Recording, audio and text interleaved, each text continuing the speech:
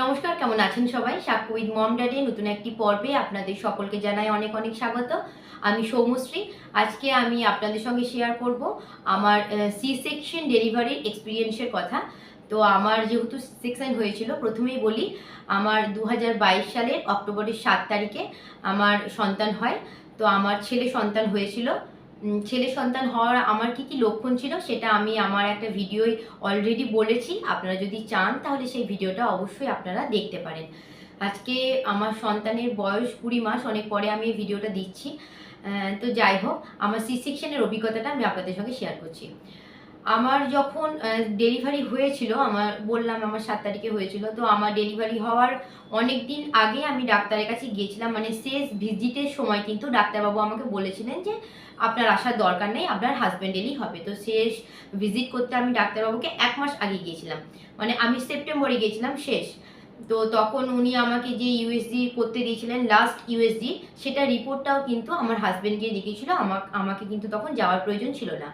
তো আমার যেহেতু নর্মাল প্রেগনেন্সি ছিল এবং আমার প্রেগনেন্সিতে কোনোরকম কোনো সমস্যা ছিল না, তো ডাক্তারবাবু আমাকে সেজন্য আসতে না করেছিলেন বা বলেছিলেন যে প্রয়োজন নেই আমার যাওয়ার।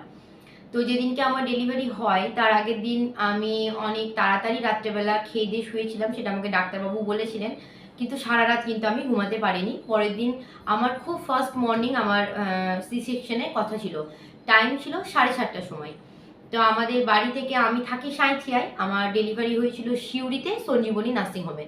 তো সেখানে যখন আমি যাই, মানে বেরোনোর জন্য আমাদের ৫টার সময়, মানে ৬টা ৭:৩০টায় টাইম ছিল, আমরা ওখানে ৬:৩০টার মধ্যে আমাদেরকে ইন হতে বলেছিল। কারণ সি সেকশনের আগে কিন্তু অনেক প্রসেস থাকে।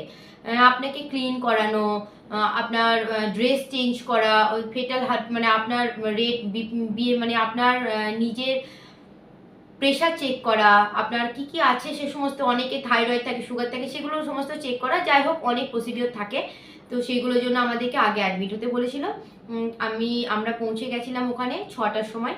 তো আমাকে ওনারা ড্রেস চেঞ্জ করালেন, ওটি ড্রেস পরালেন। ড্রেস পরিয়ে আমি গেলাম ওটি রুমে গেলাম। ওটি রুমে আমি শুয়ে আছি এবং সেখানে অনেকগুলো লাইট জ্বলছে, সেটা দেখে প্রথমে আমার একটু টেনশনই হয়েছিল এবং ওনারা স্টেরিলাইজ করছিলেন, যে সিজার করার যে সমস্ত যন্ত্রপাতি সেগুলো। কিন্তু আমার কিন্তু ওটি হলো না। 7:30টার সময় আমাকে চেঞ্জ করে, রেডি করে, সব করে ঢোকালো ওটি রুমে। আমি বিছানায় শুয়ে থাকলাম। আমার প্রেশার চেক করলো, আমার যাবতীয় যা ডাক্তারবাবুরা দেখেন সে সমস্ত চেক করলেন। কিন্তু আমার কিন্তু তখন ওটি হলো না। আমাকে কিন্তু রুম থেকে বের করে দিলে, আবার আমাকে নিজের বেডে দিয়ে দিলেন। সেই মুহূর্তে কিন্তু আমি মানসিকভাবে একটু ডিস্টার্ব হয়ে গিয়েছিলাম। কারণ আমি জানতাম আমার 7:30টার সময় ডেলিভারি হবে এবং আমি কিন্তু এইভাবেই মানসিকভাবে প্রিপেয়ার ছিলাম যে এই সময়টা আমার ডেলিভারি হবে। তো যখন আমাকে ড্রেস চেঞ্জ করালো, আমি ওটি রুমে সব কিছু দেখলাম। তারপর যখন আমাকে বেডে দিয়ে, আবার বেড থেকে মানে ওটি বেডে দিয়ে আবার আমাকে নিজের রুমে দিয়ে দিল, তখন কিন্তু আমি একটু ভয় পেয়ে গিয়েছিলাম। তো সমস্যা হয়েছিল এইটাই যে কোনো অক্সিজেন সিলিন্ডার সেই মুহূর্তে ছিল না। যেটা ছিল তাতে অক্সিজেনের পরিমাণ খুব কম ছিল। তো ডাক্তারবাবুরা সেই ক্ষেত্রে রিস্ক নেননি এবং তারপর আমাকে বেডে দেওয়ার পর আবার যখন অক্সিজেন এলো, তারপরে আমার সিজার হয়েছিল। আমাকে 11:30টার সময় রুমে ঢোকালো। রুমে ঢোকানোর পরেই আমাকে 2টো ইঞ্জেকশন দিল। প্রথমে একটা ইঞ্জেকশন আমাকে দেওয়া হয়েছিল, তারপরে আরেকটা ইঞ্জেকশন আমাকে দিয়েছিল পিঠের মধ্যে শিরদাঁড়ায়। তো আমি অনেক ভিডিওতে দেখেছি, অনেকেই বলেছে যে ওই ইঞ্জেকশনটায় খুব ব্যথা করে, জ্বালা করে। কিন্তু আমি ব্যক্তিগতভাবে এক্সপেরিয়েন্স করেছি, আমার কিন্তু ইঞ্জেকশনটাতে কোনো রকম ব্যথা বা কোনো রকম জ্বালা করেনি। কিন্তু ইঞ্জেকশন জিনিসটা, ইঞ্জেকশন নিতে যেটুকু ব্যথার প্রয়োজন হয় সেটুকু ব্যথা অবশ্যই করেছে, কিন্তু ইঞ্জেকশন দেওয়ার পর কোনো জ্বালা কিন্তু করেনি। যারা সি সেকশন যাদের হবে বা যারা মা হতে চলেছেন, তারা কিন্তু কখনোই সিজারিয়ান ডেলিভারির জন্য একদমই দুশ্চিন্তা করবেন না। আমি নিজেই সিজারিয়ান ডেলিভারি পেশেন্ট। তো আমি সেই জায়গা থেকে আপনাদের বলছি, ভয় কিন্তু কিছুই নেই। শুধুমাত্র আপনাকে মানসিকভাবে শক্ত থাকতে হবে। আপনি মা হতে যাচ্ছেন, সেই আনন্দটাই আপনার কাছে সবথেকে বড় আনন্দ। আমাকে অ্যানাস্থেসিয়া দেওয়ার পর আমাকে শুইয়ে দিল। তো শুইয়ে দেওয়ার পর, ইঞ্জেকশনটা দেওয়ার পর আমি যখন শুয়ে থাকলাম, আমার না মাথাটা বীভৎস ভারী হয়ে গিয়েছিল। আমার ক্ষেত্রে যেটা হয়েছিল, আমার বীভৎস মাথা ভারী হয়ে গিয়েছিল এবং আমাকে বলল যে আমার পায়ের দিকটা একটু অবশ হয়ে যাবে। তো মোটামুটি 5 মিনিটের মধ্যে আমার পায়ের দিকটা অবশ হয়ে গেছিলো। মানে আমি আমার পা তুলতে পারছি না। আমি বুঝতে পারছি যে আমার শরীরে মানে হাত হাত দেওয়া হচ্ছে বা আমার কিছু করা হচ্ছে, কিন্তু আমার কিন্তু মানে নিচের অংশতে কিন্তু আমার কিন্তু কোনো সেন্স সে মুহূর্তে ছিল না। আমি সবই বুঝতে পারছি, কিন্তু আমার কোনো সেন্স নেই। এবং আমার আমার বেডটা এমনভাবে রাখা ছিল যে আমার মাথাটা নিচের দিকে থাকে। মানে আমি কিন্তু দেখতে পাচ্ছি না কি হচ্ছে।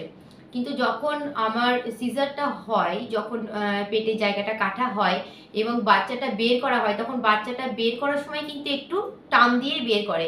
তখন আমি এটা ফিল করছি যে আমার পেটের মধ্যে কোনো কিছু টানাটানি বা জোরে বের করা হচ্ছে। কিন্তু আমি এটা ফিল করতে পারছি আমার কিন্তু কোনো রকম কোনো পেন কিন্তু আমার কোনো রকম কিছু হচ্ছে না। তো যাই হোক, এই প্রসেসটা খুব তাড়াতাড়ি হয়। মানে অ্যানাস্থেসিয়া দেওয়ার পর যখনই আমার লোয়ার পোর্শনটা অবশ হয়ে গেল, তারপর খুব তাড়াতাড়ি কিন্তু একদম সিজার করে বাচ্চা বের করে আমাকে প্রথমেই কিন্তু দেখানো হয়েছিল যে আমার কি সন্তান হয়েছে। তো আমার চোখে একটা মোটা কিছু কাপড় দেওয়া ছিল, যেটা তুলো দিয়ে তৈরি কোনো কাপড় মাথার মধ্যে পরানো ছিল।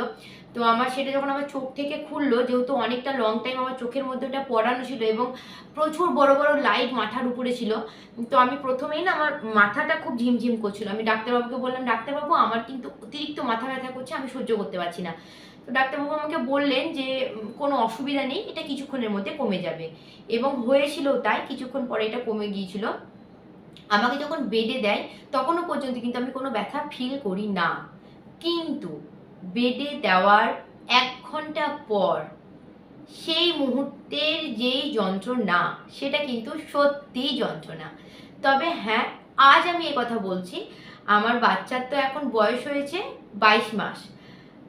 সেই দিনে যে ওই একদিনের যন্ত্রণা, সেটা কিন্তু আমার মনে নেই। কিন্তু আজ আমার কাছে আমার সন্তান রয়েছে, সুস্থ সন্তান রয়েছে, আমাকে মা বলে ডাকছে, এটাই আনন্দ। সেই যন্ত্রণা কিন্তু আপনার একদিনের যন্ত্রণা।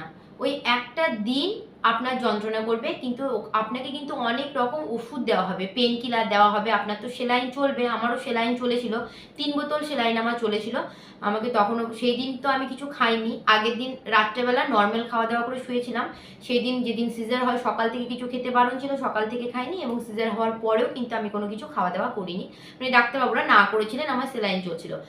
তার পরের দিন একটু লিকার চা বিস্কুট বলেছিল, কিন্তু আমার যন্ত্রণা ছিল, আমি কিন্তু খেতে পারিনি। সিজারের পরের দিন, তার পরের দিন মানে পরের দিন আমি ভাত খেয়েছিলাম। ডাক্তারবাবু আমাকে বলেছিলেন ভাত খাওয়া যাবে, আমার বাড়ি থেকে খাবার নিয়ে গিয়েছিল, আমি ভাত খেয়েছিলাম। ওই একটা দিন যদি আপনি যন্ত্রণা সহ্য করে নেন, কিছুক্ষণের যন্ত্রণা, সেই যন্ত্রণা কিন্তু সত্যি আপনার যন্ত্রণা। এবং আর একটা যেটা বলার বিষয়, এখন আমি কিন্তু সেলাই নিয়েছিলাম, মানে আমি সেলাই নিয়েছিলাম, এখন স্টিচ হচ্ছে, যেটা সেলাই কাটার দরকার পড়ে না, কিন্তু আমি ডাক্তারবাবুকে বলেছিলাম ব্যক্তিগতভাবে যে আমি সেলাইটাই নেব। সেই জন্য আমার সেলাই করেছিল ডাক্তারবাবু, এবং আমি 10 দিন পরে আবার নার্সিংহোমে গিয়েছিলাম সেলাই কাটানোর জন্য। কিন্তু এখন যেটা হচ্ছে, পেস্টিং চলছে, এখন পেস্টিং করলে কিন্তু আর সেলাই কাটাতে যাওয়ার প্রয়োজন পড়ে না, কিন্তু আমি পেস্টিং নিইনি, আমি সেলাই নিয়েছিলাম। তা আমার ক্ষেত্রে কিন্তু আমি যখন 10 দিনের দিন নার্সিংহোমে গিয়েছিলাম, আমার কিন্তু তখন একদম আমি সুস্থ।